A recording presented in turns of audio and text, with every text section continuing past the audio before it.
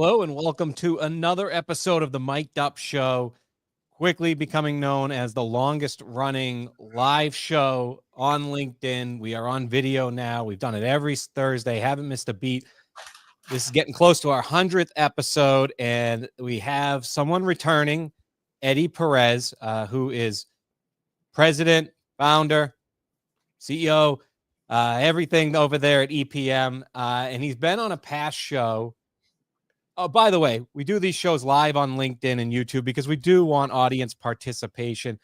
We sometimes post the questions so that you can get a quick shout out. But if you're listening to our podcast, which we hope you are, on Spotify, Google, Apple, really anywhere, we want you to know that you can come on Thursdays at 2 p.m. Eastern.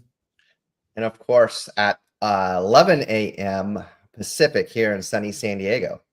And you can join our YouTube live or our LinkedIn live and just post a question. We do it so that someday it gives you some access to some of these larger leaders like Eddy. And Eddy, last time we had you on here, we had a common theme throughout the entire year, which was participating in your trade, the advocacy, how important it is. But today we're doing it from a different perspective. So everybody has been all amped up on what they can do for the industry. And I think today we wanted to make it, as you have become with your hundreds of thousands of followers between all of the different platforms, you've built it over time by sending a message about either taking care of yourself, your mental health, your financial abilities, or just what you can do for discipline. It runs the gamut. So you have Tom Brady coming to your event, which was big news, a Boston guy like myself. And I think he constantly talks about the long game and everything that he's been up on stage talking about, and how nothing just comes handed to you. And I think he looks at the NFL right now, and it's a system built on the college kid comes right in. He's supposed to play. He doesn't learn any of the skills. Yeah. So long game. We're kind of looking at this. Our whole show is about how the brokers of today can be the leaders of tomorrow. Everybody wants to get it done quick. Let's start with some actionable steps here, going into how you say, or one of your posts was, you referenced Usain Bolt trains 4 years, right, for a 9-second race. Where does it start now as you're looking at the end of here 24 and your outlook of 25? What can loan officers and leaders do personally, in your words, to get ready for this race? I sound like a broken record. I've been saying this almost for 2 years. I think originators and leaders have to accept the realities of the situation. I think they are still not accepting the realities. They still believe that refis are coming. I'm not going to sit here and say there won't be situational. There may be a month or two next year or 3 months it's sprinkled because of emotions. However, there's just not enough refi inventory. I do believe that second mortgages will increase next year because people do need the liquidity. And that liquidity is going to be a lot simpler than refining their loan, unless their credit's gone down and they don't have a choice. However, that's not enough to sustain a business and to sustain a business model for an originator or a company. Refis kind of are like sugar highs. They come fast, they go fast, and you should just take it as, cheap carbs. I think you just have to really realize what's going to happen. Next year, you will see more units because that's going to be a lot more home building. We still are in a deficit, and that's not a bad opportunity because you're seeing a lot of regional and smaller builders getting back into play, and they don't have, a quote unquote mortgage company like, your massive ones do, like, D.R. Horton, Lennar, Pulte. They all have their mortgage divisions. However, I also know that if you could be a backup lender there and get plenty of business as well. So it's really, I would say step one is they're going to have to face reality. And I think that is the hardest step. And ironically, if they could realize it, if they even followed Maslow's laws, a hierarchy of needs, because that's literally need number one: food, shelter, water. You kind of have to come to terms with what food, shelter, water is available. And, units are not going to fly off the shelf. I don't see, you even had the Fed yesterday who said they're going to probably pause on it. Honestly, I thought And I'd shared this for a couple of years. I didn't think they should move till Q2 or Q3 of 2025. People were very tough on me about that, saying that I didn't care for the average American. I said, not true. You're not going to curtail inflation. And boom, here we are. We got stagflation. Rates shot up yesterday. And everybody wants to cry in their soup. And I'm just like, if you really thought interest rates was going to save you, it does save the average consumer on their credit card bills. That's great. I would never say don't do that. However, at what expense? It does not look like inflation is curtailing the way it is. And I'm not completely surprised, just because if people understand how inflation works, the money supply just grew by something like 40% in a 1 or 2 year period during COVID. That has to get sucked out one way or another. It's interesting that you say that, because in order to have the confidence to say you need to have a reality check, my first reaction is you have to understand with where you're at, number one, and then number two, you have to be grateful for what you have, because it's hard to have a confident attitude without gratitude. Oh, absolutely. Okay, and so with that in mind, I think that if you're gonna get a step into reality, then what is it that you think that the focus of that reality needs to be? Because if whatever you focus on expands into somebody else's reality, then what is it that focus needs to be? Either it's more telephone calls, because it's not going to be hiring and firing of people necessarily when it comes to Sure. company efficiency, Sure. but it does to come to some kind of focus. And so if you're an account executive or an originator or an executive, what is that focus supposed to be as a part of that reality check, so that the expansion of growth, either for a wholesale company or a retail company or a brokerage, would be, so that focus says, this is how we're going to grow? So you bring up a great point. To have a reality, you got to have courage. However, you are absolutely accurate with gratitude. I believe gratitude is something that should be practiced. First, gratitude is that no matter what the numbers come out, there's going to be some sort of growth rate in units from last year, 2024, I guess technically this year to next year, just because demand's so high, and the pinned up construction, because it takes about 2 years to start showing up, is really starting to show up in droves. Everywhere that I traveled, I saw more and more homes being built. I don't see builders going bankrupt. I don't see, PVC pipe farms as I saw in 2008. I don't see any of that. I see them all getting snapped up. And then the media telling you that somehow housing is not affordable. It may eat up more of your monthly nut. However, that does not mean it's not affordable. And obviously, with how tight underwriting standards are at such a high, great standard, they're not going to let anybody just in a home. So it's not like you have to worry about some implosion coming in. Even if they did let a few extra people in a home, that wouldn't matter. Just because there's so much demand, it would get eaten up. Nobody hears about foreclosures sitting on the market. Once they're done, they're gone. So I would tell you that to grow is first to understand that. The question is going to be, where are you going to grow? Too many people focus that they think rates are going to get down and they're going to refi and it's just going to rain. You definitely should focus on your book of business that you've currently closed back, because it doesn't even have to be transactions through them. They may know people that are shopping for homes. What better than a referral from somebody that you did business with? I do believe that originators should start going more after the builder business. There's plenty of it out there. There's plenty of builders out there, and a lot of them do not have mortgage companies. And as I said earlier, you could be the backup. But yeah, it's going to be more phone calls, more in person. I still am a firm believer on social media. It's not overnight. It may take interacting for 6, 12 months to really build your brand and grow it out there. However, a very inexpensive way to grow your brand is to follow the Gary B mindset, which is what you do is you pay your $1.80 every day, which you give 90 people your 2 cents, which is really hard. Probably going to take you 2 hours. However, if you're originating and you're not closing 10 or 15 loans a month, you have the 2 hours a day. Don't ever let anybody tell you that you're not. You have the time. Maybe block it in 30 minutes.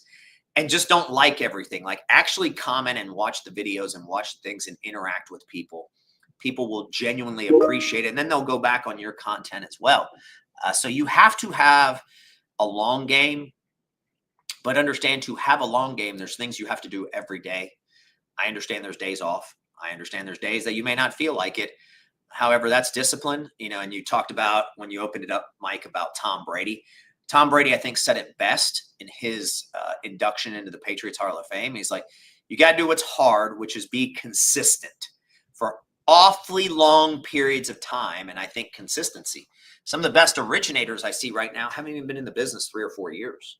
They don't have bad habits. They don't have it was raining refis and I'm still drunk on them. And there's nothing wrong with that. I'm not judging anybody. I just want people to really, really think before they act and really, really hone in on that. So if you're an account executive or a realtor or a loan officer, just in sales in general, there's two ways to look at it. You could be a farmer and a farmer's broker. So if you're a farmer's broker, meaning that you're still farming, you're still planting seeds, you're still going out and you're talking to people, but then are you also purchasing other farms' leads in order to sell them? You're brokering other leads, meaning, so like if you're an account executive, are you working with other account executives that maybe, one broker just isn't working for them, and so you're networking with your colleagues to do that, and then at the same time, telemarketing or calling other people, and if you're a loan officer, doing the same thing, networking within your own trade. And so, but the key behind that is still getting on the phones. So what kind of gratitude then can we you said gratitude number one for that. So what would be gratitude number two, instead of working with competition or having the competition mindset? Now, we can't help it because we're in that business, but how can we have gratitude within our own trade so that we work with each other instead of against each other? No, that's something I've spoken at length about. I think the challenge is that you can't have a zero-sum game mindset. It's not about annihilating everybody because we see what that leads to in the world. That's called authoritative, and you either lead to fascism or communism, which then isn't good for everybody else. Yeah. So I think I get the competitive nature. However, let's use sports. If you think Magic Johnson doesn't achieve what he does without, Larry Bird, and Larry Bird vice versa, you're crazy. If you don't think Jordan not losing to the bad boys for multiple years doesn't motivate him, you're absolutely crazy. If you think Kobe not that divorce with him and Shaq, and then Shaq winning a title, and then him motivating, staying with it just to beat him one more, if you don't think competition is your best friend, then you really don't want to compete. You really don't want to add value. You just want to annihilate and take, and the market treats the givers a lot better than the takers. Very well said. In an insulated world, everyone believes they're competing on rate or programs or guidelines. Sean, top loan officer, said the other day on a podcast, really stood out to me. People want to work with people they like, people they respect, and people they trust. On one of your clips, you talked about how nobody can grow you better than your strengths, and you said time would be better spent maximizing your strengths than trying to improve a little bit on your weaknesses. You talked about how 60% of a personality really comes from those top 5 strengths. Mm-hmm. What can a loan and people constantly say get on the phone, which is more of a behavior, but as far as a technique, where can a loan officer, or how can a loan officer change their personal branding, do you think, to earn more respect from builders, like you were saying, or real estate agents? Well, first of all, that was a multi-pronged question. Yep. To focus on your strengths, triple down on your strengths, and then your weaknesses look like blind spots. First of all, you need to know what your strengths are. I'm a firm believer in the Clifton Strengths. There's a 34 Clifton Strengths test. It's a subconscious test. If you try to rig it, it figures it out. A lot of the tests out there are rigged. I think you have to do a lot of self-discovery as well as working on yourself. There's even a better test called the Ocean or the Big Five. It gets even deeper. It's 45 minutes and 245 questions. Now, that not only gives you your strengths, that breaks it down to in exactly what area of it. So I would say first, so not to get lost, through the trees to the forest, is take the Clifton Strengths. And then, 90% of your DNA is your top 10. And by the way, anything of your top 10 gives you strength and gives you oxygen. So why people don't like working on their weaknesses, it's because it drains them. However, you find their strengths, that's what you're really good at. I think one thing that people have a challenge with is they fall into this following your passion. You absolutely should follow your passion. I'm the first one to say it. Some people say you shouldn't because people that say that are already well off. I don't believe that. People that follow their passion, they're usually good at it. And that's what your strengths you're good at. So I don't think there's anything wrong if you find something aligns your strengths with your it's something you're passionate about, because together it'll grow there. So yes, that's the first part of your question. I would tell you to take that test and really, really dive into it. I think it's like $50. And then around your strengths, start researching other people. You know, the great thing about content is, tell people all the time, more than happy to rip off and duplicate anything I've done, anything I've done better, anything of that nature. I think it's perfectly okay. I mean, you make it sound like I haven't studied a lot of the greats to really get ideas from them. That's absolutely ludicrous if everybody thinks they're 100% original, because nobody is. Doesn't mean you're copying, doesn't mean you're taking credit. That's a big difference. You can acknowledge where you got that from, and people will appreciate that genuinely. And then the brand part, builders, you just got to go out there and meet. I don't know how much you'll hit them up on social media, which you can. There's a lot of real estate agents that handle builders because they'll have their own possible little group that handles them. And it doesn't mean it's their own in-house. It could be somebody that they're partnered up with. However, you just got to go out there and meet them. The Home Builders Association, there's different ways to go about meeting them. And that one does take a lot more time. I don't think anybody, unless it can happen, something all of a sudden happens and you get right into a deal. But I would tell, like anybody, you need to do some research and development and realize who's in the field, who's doing what, because this is all public record, who's buying land and who you have real opportunity. And then genuinely ask them, hey, can we have a meeting? I'd like to get to know you better. I'd like to get to, not today, however, I'd like to get to know what some of your struggles are. And then maybe one day, if I grow myself or I may be able to handle those struggles, we can grow. It sounds cliche. It sounds cheesy. If you don't want to ask for coffee, I grew up in the construction world. I'm not saying it's absolute when I say this, but there's a high probability that a drink may work better. Definitely a meal, something of that nature. And it doesn't have to be, builders are very blue collar, even the most successful ones. So you don't need to make it some fancy steak dinner, a Mexican restaurant, a burger joint, something of that nature. Just sit down, I think would be genuinely appreciated, because too many of those individuals just have people coming and trying to take from them all the time. And when you're trying to give something back, and it could even be, if you're really good on social, that you start putting the houses out there and even notifying and doing joint work with them. It could be greatly appreciated. But yeah, to go down to the gratitude again, first and foremost, the ultimate gratitude, Michael, is that we are going to have more units, just like we had more units, and we're going to have less originators. I haven't seen the numbers yet, but I promise you less are going to. So from 23 to 24, I forgot the number, but a lot dropped off. You're going to see another drop off. However, it went from 4.3 million units to 5 million units. Now they're thinking 6, so you're talking about a whole 20% gain. Let's just say it's 15, or let's just say it's 10%. They're pretty much, the real estate organizations, the builders, are saying it's going to happen because they're putting that inventory out there. So get that. Let's say there's some refi, some seconds, some other people start to sell. So a little bit of movement happens, people down. Another $500,000 units is not a terrible thing. I think the third real gratitude people have to have is for the amount of units that they're closing per month. They've got to get over this addiction to volume, because volume doesn't really solve the equation, because it really depends on your area. I mean, I know originators today that are doing 8-10 loans a month, but it's mostly USDA or smaller loan amounts, and they don't have a problem. They're not at level 1 of the hierarchy of Maslow's hierarchy. They're way at a higher level. You do 2 loans, they're probably heavy competitive in certain markets. You may not make as much. It's just not even the opportunity for revenues there. You might be on mute there, Mike. So I'll jump in. You talk about people living off of old comfort and the comfort crisis, Eddie. I think it probably applies mostly to people that have joined in the last 4 years. How do you see going into this new era? What can people do to use the New Year's as a way to switch the switch and say, okay, what you just spoke about, there's new inventory available. Let's earn some respect around understanding shelter and how I can help more people get into it without carrying some of that baggage of having that, old comfort. Or explain maybe a little bit what Comfort Crisis was. Comfort Crisis, great book.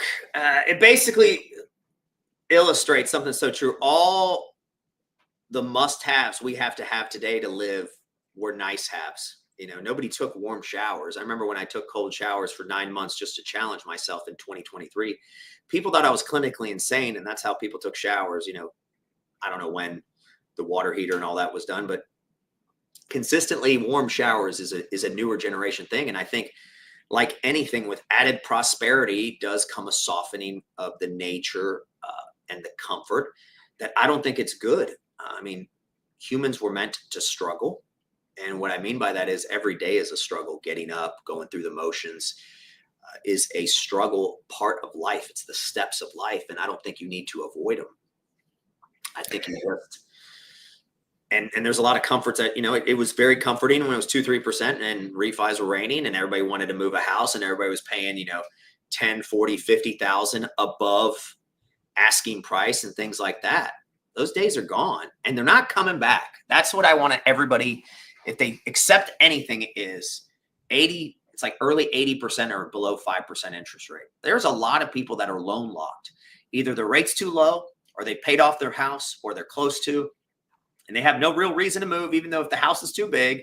But what they don't want to do is sell it to then buy a house that was way more expensive than their own house. You have to understand, what happened in 08 is the reverse. You had a lot of people who stayed in a house for a long time because they had negative equity. Now they have incredibly positive equity and much lower payments, and they don't have to pay inflated on something else. Like, it's done a complete backward inversion, and you have to understand that to understand. So what kind of change then do you think needs to happen? We've talked about attrition. We've talked about reality checks.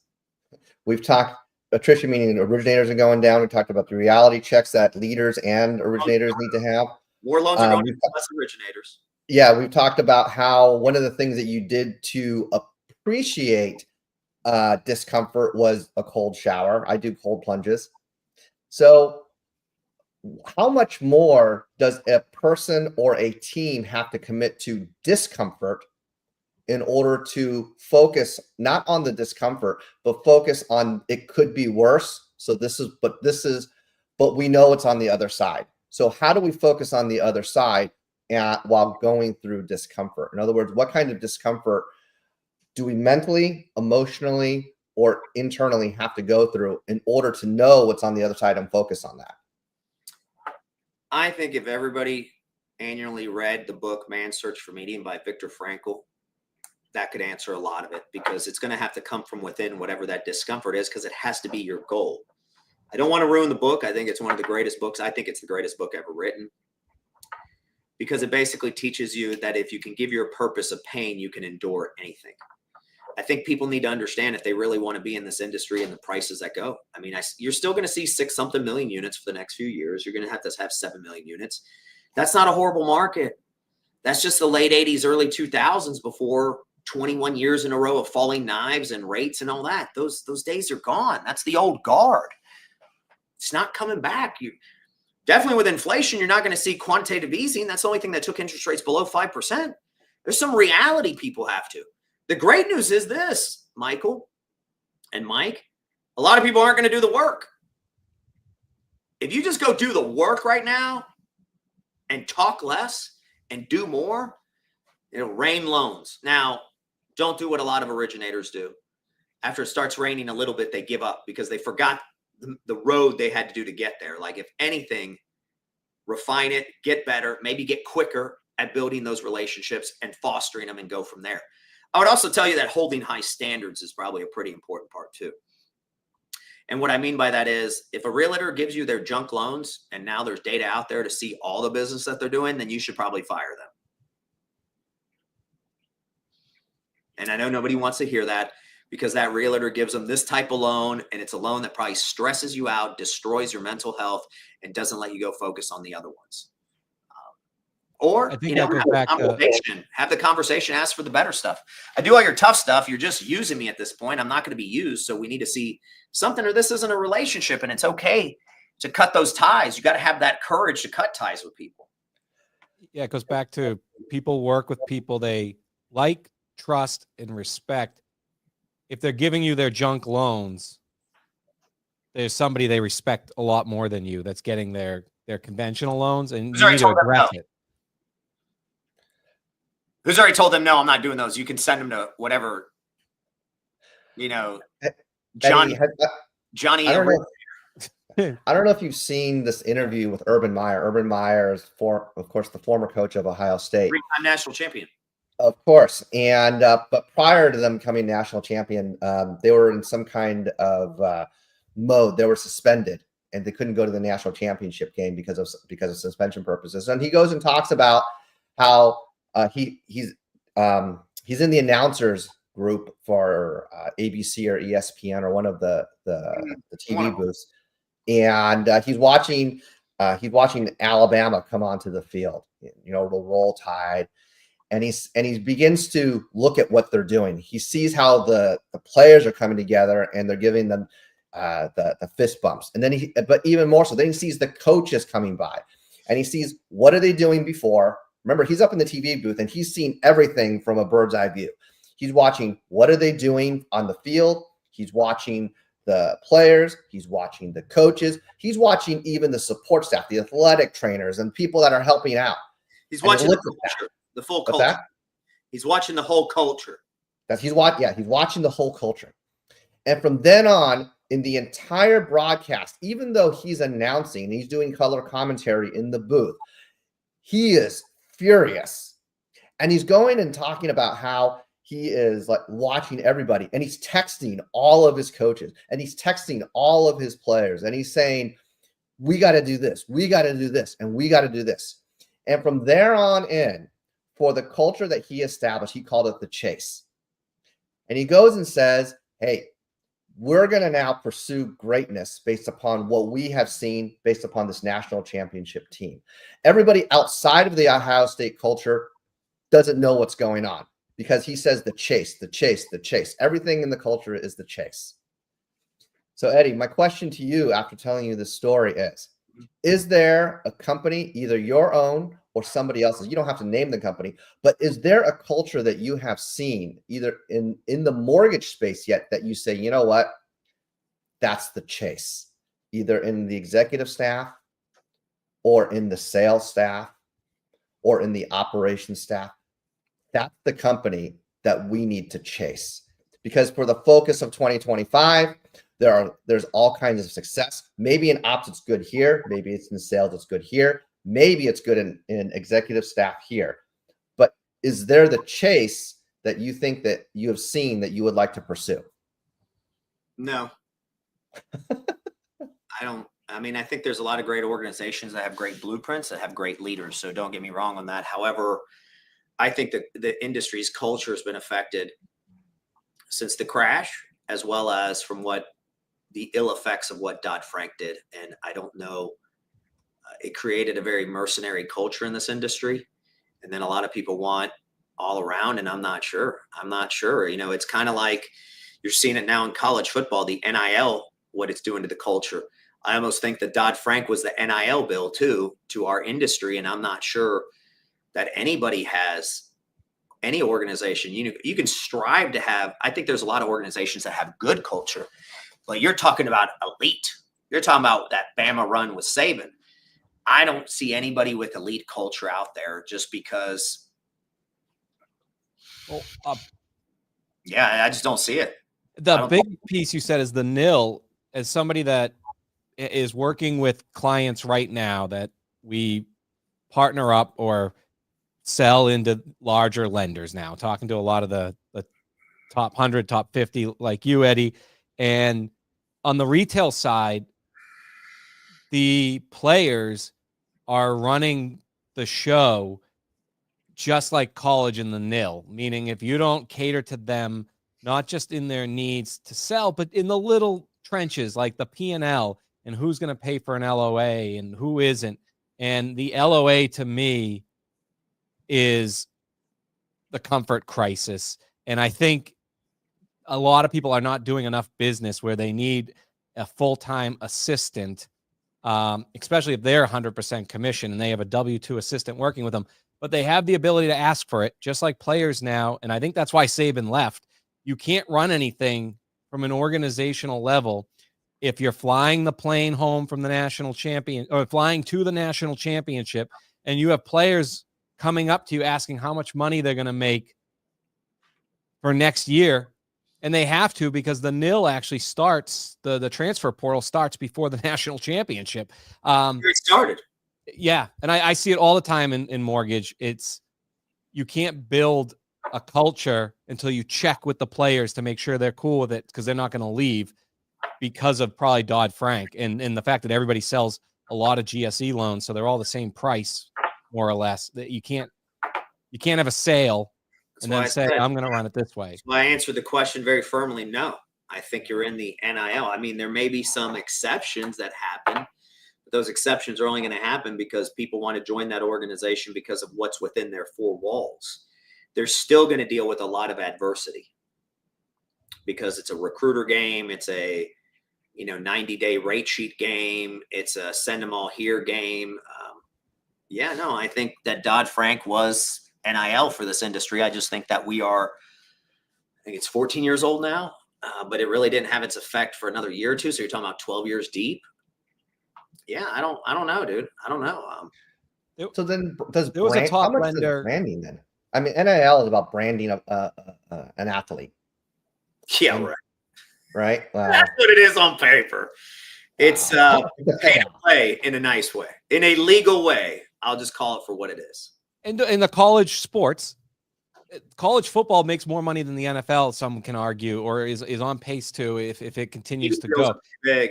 So it's not like there's some charity going on, and it's becoming run that way. I heard yesterday a top leader in the mortgage space, or at least he runs a top 10 company. He got out of wholesale, but he talked about in retail, loan officers sometimes, don't want the management, or kept being told what to do. And you hit a sales target and they say, rather than great job, okay, now you got to hit one higher, by people that have never originated before. You talk about when you talk about the bottom up philosophy and leadership, Eddie, and how you almost everything you've told somebody else to do, you've done yourself. And I know you have, and you've been in the trenches and you've seen the best days and the worst days, as an originator, as a manager of a branch, region, top company. How do you, I guess, going now, leading from the top down and knowing that there are certain players or brokers that want to be heard, how are you taking bottom up philosophy and leadership into 2025 with the market we said exists today? Well, you got to always be providing value. If not, I think a lot of the challenges originators run into, they really are just glorified rate salesmen. And that doesn't mean that they have to have the best rates to win. That just means that they're a glorified rate salesman compared to who the borrower is shopping with, if shopping at all, or if they just feel like shopping on their own. So that's one of the big parts there, is what I would tell you, is that you have to, man, we can go on this one for a long time, Mike. Well, what part do you want me to break it down to? Like 1 or 2 points, or what exactly? When things get tough, let's say in the summer. So you had a great spring. You were doing, as I'm saying, as a broker, and I'm working with you, or an AE. I'm an AE. I'm working with you. The brokers are getting a lot of business in, and then right end of June, whether it's a quick rate hike or in your head you feel like people are going on vacation, you're not hitting those numbers that you were hitting before. You've been there. Like, how do you keep motivating them to not go to the beach for the summer, take 30 days off, and let them know that's the worst strategy? It's funny you say that. I'm not sure how much of it you can actually avoid. Like I say, I have a theory that I call originator syndrome, and it's a legit one. And there's solutions to it, because if you just provide what the challenge is and no solutions, then you're just an a-hole. You just have to have certain understandings how the originator mindset works. You're going to have totally a lot of people that do that. Nothing you can do about it. Don't take it personal. That's just what they're going to do. Originators are really good at crushing it for 90 days and putting the pedal off for 90 days. That's just, I've seen it so much in my career, in every form, when I was a broker, when I had retail, even, now that we're 100% TPO, and then we see the business fluctuate and they're like, oh yeah, we took a month off. We took the summer off. Like, the only thing you can do is stay consistent and hedge your risks of the business. why I like the TPO model is only because, there's thousands of brokers. Some are down, some are up, some have problems in their areas. Originators, I would, if we can figure out that formula, Mike, we can be billionaires, maybe even trillionaires. We could sell that formula, but my 22-year experience with the originator syndrome and having started off as a call center, LO first, then street, then dealing with builders, and then leading them and growing them. You just have to understand it. And it's one of the things that I said before the show started, and it goes back to what I even said about Dodd-Frank. Never has there been a time that originators make more money per loan. It's been shown in the expense per loan with the least amount of skills. Least amount of skills. And that's not an insult. That's a reality. It's because you just said it. LOAs to this staff, to that staff, to this. They don't have to mega marketing teams. They don't have to. Why do it? I mean, just go be a marketer, go get business. I don't blame them. I'm putting myself in their shoes. You just have to understand that. And that goes with AEs too. They're not going to be consistent. They may get, a lot of people get a number that they need in their head. They reach that number, great. But then it's like, oh man, to double that number, you'd have to do triple the work. Yeah, never mind. Like, people get a number and then they stick to it. That's just originator syndrome. That's who it is. I know that every originator will tell me it's not them. I'm going to look at statistics and unemotional on that one. I'm not judging you if you do or you don't. That's not for me to do. That's not for me to even criticize or even dress that up. That's just, I think you just have to have a certain level of reality and understanding to it. And as crazy as it sounds, empathy. Hey man, I know you crushed yourself for 3-6 months. You want to take a month off? It just affected your paycheck. That, but that's okay because you didn't care. Yeah. I think you just have to have a little bit of that given, that push and pull. How does the originator own their business in the sense of, instead of concentrating on how much they're going to be able to earn, but actually own what they're doing, own what they're learning, and own their themselves as an organization of one to expand into that? Because once they have the willingness to own their business, they're not going to be concerned about, and we talked about this in our last show, they're not concerned about earning 125 to 200 basis points on their loan, because at the end of the day, they're earning anywhere between 65% or 65 basis points, however they're getting compensated. Why? Because they hire assistants, and they hire coaches, and they have marketing, and so on and so forth. But in order to do that, they have to have the mindset then to own it, right? And so whether you're an account executive or an originator, what do you think it takes for that person to say, I need to be able to own this business, not concentrate one unit at a time, although that is going to happen, but to own their entire business as a trade, so they don't have to worry about price, and they're concerned about their business to provide that value? I think it'd be a great road if people studied Nick Saban. You got to go from being a transactional to a transformational person, because he talks about his transition where he almost got fired at Michigan State, and they were talking about it, and then he transformed from a transactional to transformative, is what I would tell you. And that's where he later became known for the process. He never really had a process till that moment.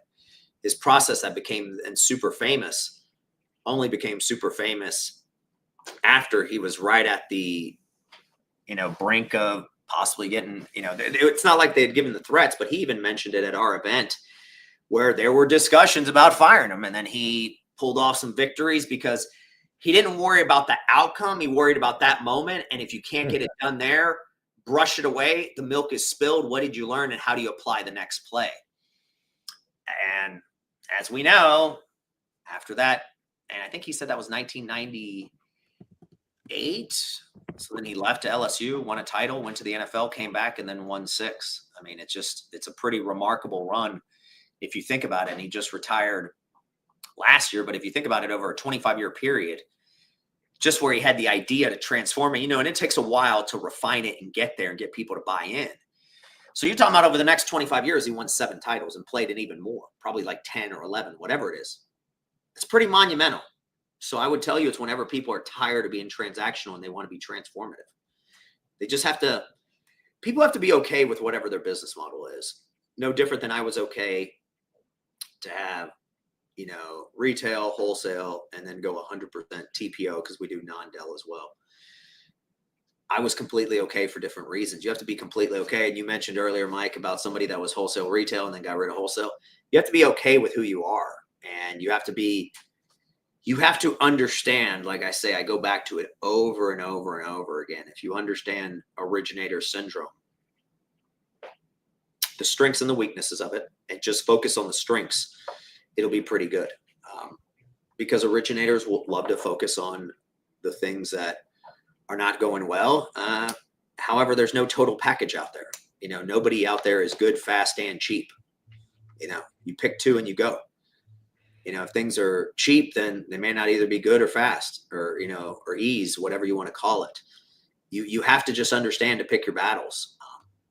Chick-fil-A is a perfect example. It's fast and good. It's 20% higher than the average type of quick service. Like you have to understand that.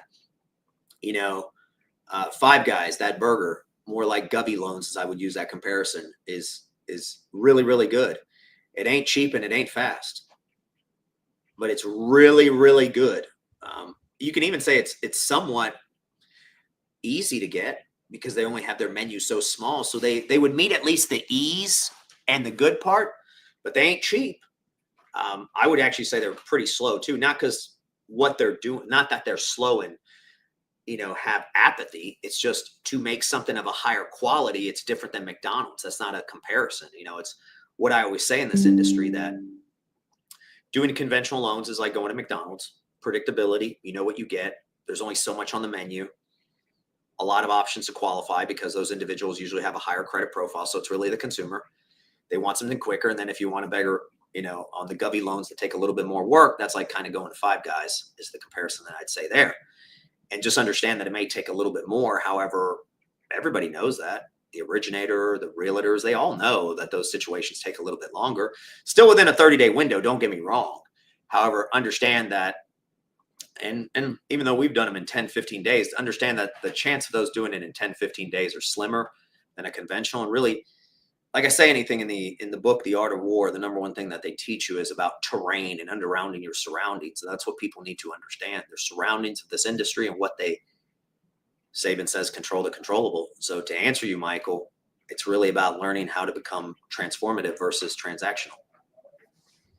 You said you don't know how to solve that loan officer piece, but you obviously embrace it, because you understand it. One could argue you come into the new year, you got your New Year's resolutions. By the time they wear off, people stop going to the gym. It's about almost time for the beginning of the purchase market. So now you can go gung-ho into the purchase market to keep going. And just as that's kind of wearing off, you have your event. And you talked about how the other one still is in your mind. Can you just give us a quick plug for the loan officers out there, what they could get from that event and why that might be the great turn the corner event of 2025 to keep that motivation going? Look, speakers are there to give you one or two ideas that can revolutionize and add a chink to your game. That's what you just need to realize, is that our event is more about camaraderie. And any originators, I have originators that come from different companies and competition. I don't care. I invite everybody. Anybody pays for the ticket, which is significantly subsidized. It's just our way of paying it forward for the industry and for what I believe is the right thing to do. You may meet people. That's always been a big one. You may grow your business. You may meet other real estate agents that are at that event. Who knows? You may meet the person that gave you some tip, or you call them in a situation like there's, Adam Smith talked about capitalism and the invisible hand. And what it really says is when you put all these multiple dimensions into play, it's like an invisible hand shows up. And I would tell you it's the same way with growing your business, doing that. There will be a cause and effect of the invisible hand. And yeah, you get to see Tom Brady, Jordan Peterson will be there, Janine Driver, Jesse Itzler. And it'll be we asked you on before all this. So this wasn't like, oh, you'll come on and then we have to plug it. I just I just reached it yesterday and you asked me like 3-4 weeks ago. So absolutely, before anything went out. Yeah. I just wanted to prove the authenticity of you. But I do want to ask, like, is it at a stadium? Is it at like a big library hall? Like it's at the Benz at the Falcons Stadium. Wow. I was going to say, because this one's got to go down as one of the most attractive mortgage events where it's very clear every originator is invited as a chance to be better. I don't know how you could miss with these people speaking. I just, that's the first thing that stood out to me. And getting to hear Tom, I mean, he really instills that you have to, like you said, be consistent and continue to put in the work. And that's the message you really want to hear right around that. Is it the first week of June? Yeah, June 4 through 6. See, I was looking it up. Yeah, that's some of the advice we'd heard over the years, because one time we did it in January, another time in March, and people had kind of said, hey, can you do it around more of a warm weather type? And Atlanta's very central, not just because it's home office for us. We just found that to be very central for people to fly in because of Delta and just certain airlines. So, yeah, when you guys asked me to be on here, those secrets have been kept secret for probably 6 months, because we had been working on the speakers since the last event. And, you know, there were some things that had to get done, but then they don't release it till a certain amount of time before the event. Well, I want to reference one of the guest, Jesse Itzler. I mean, he went from selling water, or I should say airplane seats to water, to, or, you know, or marketing to a basketball team. There's a lot, but I think one of the traits that I see out of him that is similar to what originators or account executives go through is the willingness to make the phone calls, and then the willingness to deliver good and bad news, because you can't reach that pinnacle of those types of selling of businesses without the difficulty of understanding that that's going to be part of the deal. Just like I tell any originator, you'll be lucky if you go 3 for 10. Problem is, everybody wants to go 9 for 10. And that's when you can have that epiphany, you can get really, really far. I mean, look, it was kind of wild. Some of the stuff Jesse Itzler shared was when he was doing that coconut water, that he ran the New York Marathon in it. And all of a sudden we knew about it. Like, you just have to have little genius ideas like that. Like, that's genius. You know, true genius isn't my IQ's this. Genius is thinking outside the box and bringing a lot of, you know, energy to something off a little. Like, think about, he was going to run the marathon anyway, because he's crazy like that. And anybody that runs marathons on that, I commend you. I'm just never planning on ever running one. But he ran it in that outfit, and then all of a sudden people knew all about it. It's like genius. Like, you got to know how to be a good marketer, and he didn't walk around and just tell people, drink my water because you should. I think that's what a lot of originators do. They say, hey man, look at my rates here. I'm like, well, you're really cheapening yourself out. They would then inquise it, and you got to create a moment of engagement is really how you have to do it, instead of being transactional like we talked about. He was very transformative. That's why he has sold. I mean, look, he sold to NetJets, you know, right, the airline business of his. Marquis, was it Marquis Plane? Something like that. Mm-hmm. I mean, he sold it to Warren Buffett. Warren Buffett doesn't buy anything. It doesn't keep going up in value. So that tells you a lot of what you need to know. I know that he sold the water, but now I think he's somehow getting it back. He was explaining that last year. But you know what? Another great thing he does is he turns the page on a chapter. And if a lot of people did that, that'd be good. If he didn't get the sale or didn't get it, he turns the page. Next. If it went really well and he sells the airline, he'll still talk about the stories, but he turns the page and onto the new thing, not trying to live past glory days. There's still a lot of people who want to talk about, you know, 2020, 2021, or, you know, pre-crash, or the glory days. And I would venture to tell you that any year is glory if you're getting more business as a percentage of the overall volume of units. If you increase that percentage, maybe it's not as many units because there's just not as many units, but that doesn't mean that you didn't improve yourself. They like to talk about the vendor exhibit halls before the financial crisis too, as a big glory day in this industry. The vendor halls are just not what they once were, but maybe that's because the margin and the loans are not what they once were. Well, yeah. What people need to understand is that bond holders are very upset with how much churning of loans happened. So,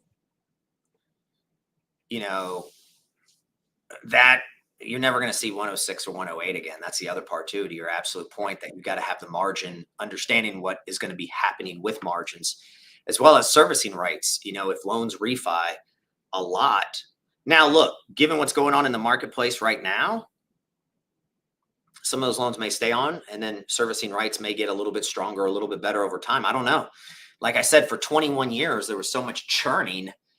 You got to imagine if some people are a little bit, I don't know, upset is the word, because I don't think they take it personal like that.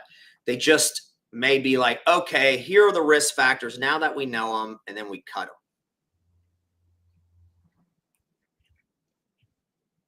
Yeah, it went down for quite a bit. Isn't this like the perfect time then? I mean, especially for you, Eddie, to be the owner of a company. If you don't, because of the low rate interest rate environment, you're not going to see a lot of those loans churning. Then in the non-QM sector, we're going to have an up and down market, but we have slow growth rather than exponential growth in values. And there are prepayment penalties or yield maintenance with non-QM. And so that's, even if there is some kind of churning, it's not as likely. And so isn't this more of I mean, they may have been, bondholders may have been upset in the past. However, in the future, it looks like that especially because we're coming out of a higher yield environment, low to high, and with penalties and people keeping houses and slow growth, but still growth in the housing sector. This sounds like actually it's a perfect opportunity, just like Jesse Isler did, to turn the page, to say, okay, this is what was great in the past. This is what we can do in the future. Either make more phone calls, the other side of making more phone calls, the other side of just having a new frame of reference to say, well, this is what we did in the past. It may have worked, but we're going to do something different. And we're going to make more phone calls. We're going to own our business. We're going to learn more. We're going to read more. We're going to study a little bit more of what our competition does well, and then some of the stuff they do not so well, and then focus on that positive. So I think that I know there's a lot of statements that are going on here, but really, like, this is what I'm focusing on right now for all of our guests, to say these are the things that we can focus on for change. These are the things that we're going to be doing. And so, what is the next step? Not in 2025. People used to say, let's get to 25 and survive. Mm-hmm. However, because of this type of slower growth, what is the medium term over the growth could be that slow this year? Sorry? 20% growth in units isn't that slow. It's just not 100% is what everybody wants. They want back to the 2020, 2021 market, but that was an unsustainable market anyway. But I mean, to go from 5 million units to 6, I think that's a very solid growth rate of units. Very solid. Does that mean that there are originators that are leaving? Do you think that smaller size companies may have some attrition or even mergers? I think mergers and acquisitions will continue. I think if anything, the originators that stick it out, it'll just get, I don't want to use the word easier, but it will get simpler. They follow their plan, more loans will come in. They still have to do the hard thing, which is the consistency and putting in the work day in and day out.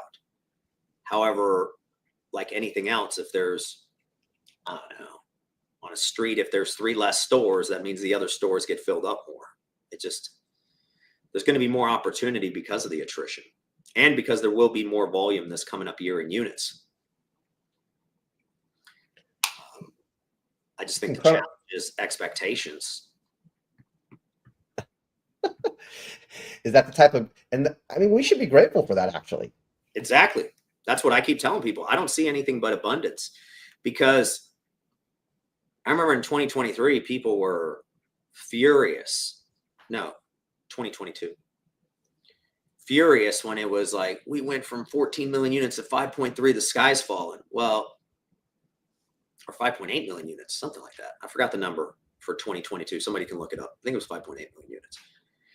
We went to 4.3 million units in 23, and we went to 5. So everybody who's so angry at 22 was a better year. I mean, we may pass 22 finally this coming up year, and now you have a different perspective. But yeah, it's that turning of the page and learning a new perspective and understanding there's a new guard, and understand history, understand what caused it, understand where things are moving. But There's a lot that could be influenced outside of the industry, obviously, with interest rates.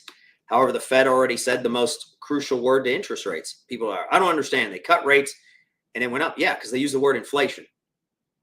They cut prime that's tied to credit cards. That doesn't mean mortgage-backed securities. If anything, anytime they hear inflation, the investors want more of a return because their returns are worth less. It works very, very similar, very simple. I think the motivation in the cut in rates should be somewhat telling, because a lot of people don't understand. Hey, you know what? They're reducing interest rates because they think the economy is not going to be doing all that great. And maybe you can look. You differ on that? Define great. It's not going. We're not going to have the type of exponential profitable growth in gross domestic profit because of inflation. In other words, everything costs more, but doesn't mean the profits are anymore. Isn't that more of the same in the last couple of years? Maybe more of the same with all that money you were talking about, Eddie, pumped into the system. It's already there. It's got to get pumped out. It's got to get pumped out.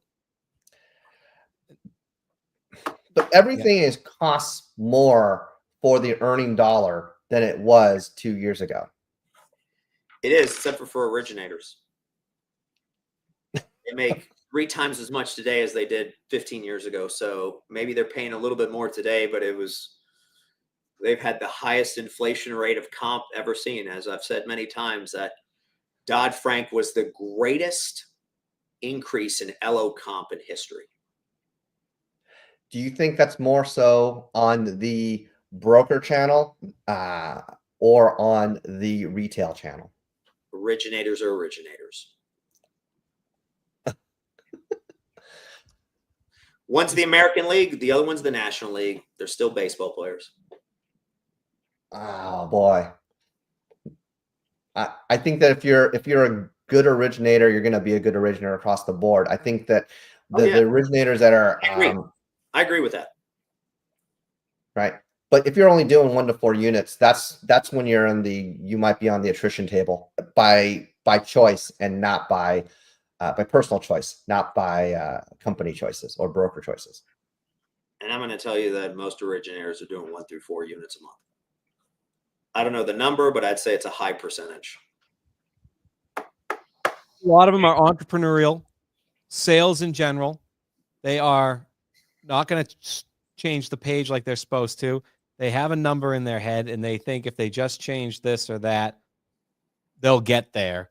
And that's why 2025, Eddy Perez came on today to tell you to take back what is rightfully yours, which is the respect, really, and maybe the trust in your zip code, in whatever your market is. There's less people competing against you. And if you work harder, you stay consistent, never in your own town have you had a better shot to be that person that everybody looks to. In the technology, I'll tell you, technology is there where you don't have Craigslist and dinosaur email. You have, and I'll tell you something else, and here's the big nugget for everybody right now. In the digital marketing world, they are telling you that if you're using like Constant Contact or MailChimp or any service where you're sending more than 15 emails a day, so like your gutters need cleaning, etc., there is a high likelihood right now that you're getting 100% to spam delivery on Outlook. Now that is just Outlook going through its thing right now. My point is, there's never been a better way to broadcast than some of the pieces, like Eddie said, that Gary V teaches you, the jab, hook. But I think to take back what's rightfully yours in 2025, Eddie, what should someone do here in the final week or two to put on paper? Is it the actual goal setting? Is it the journaling? Is it the make a video and play it for yourself later on? Do you have anything that you recommend over others on how to take back 2025, get in that mindset before it's January 2nd? Oh, before January 2nd. I thought you were talking about for 2025. Yeah, no, for 2025. Obviously, maybe you should start today, but like, I think you nailed it. Anything video is going to do very well. Video posted online, video texting, all of a sudden sending video text to friends, people you do business with, saying, hey, just thinking about you, kind of like one of those selfie ones as you're walking down the street, exercising or listening to a book, I think can go really, really far. Because people are really thirsting for that human interaction. And if you thought about them, I mean, just imagine if I just sent you out a random somewhere, Mike or Michael, video like, hey, Mike or Michael in this case, thinking about you. I hope you're all right. Have a great one. You have no idea where you may touch somebody that day. But I would tell you, anything video can't go wrong. And if all you do is video every day, sending out videos on selfies, sending out, posting a video online, I promise you that's going to get you way further than trying to rate, the next greatest paragraph that goes viral. I'm just going to tell you that for your business and for yourself, video is going to, consistent video game will treat you extremely well for years. You just have to do it every day, or at least 5 days a week, and just post a video, have some fun, put some music to it, do anything. My whole point is, yes, for 2025, if people invest in video, not just on social, in video texts, and it can even be if they don't even look at it, maybe they hear the voice, but they're showing, I don't know, a beautiful bird or the city or anything like that. That's going to go really, really far.